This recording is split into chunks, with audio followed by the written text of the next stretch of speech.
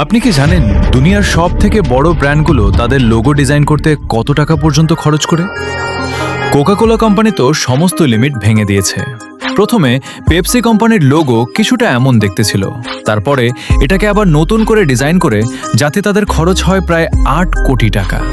তারপরেও যে ডিজাইন করেছে, আমাকে ৫০০ টাকা দিলে এর থেকে ভালো ডিজাইন করে দিতাম। তারপরে এই লোকেটাকে তো আপনারা সবাই চিনে থাকবেন, নায়কের লোগো। এটা কে ১৯৭১ সালে তৈরি করা হয়েছিল। এতে তাদের খরচ হয়েছিল $৩৫ মাত্র। বাংলা, যেটা বাংলা টাকায় মোটামুটি থেকে ৩ থেকে ৪,০০০ টাকার মতো। এই না হলে কথা কিছু শিখে নাও।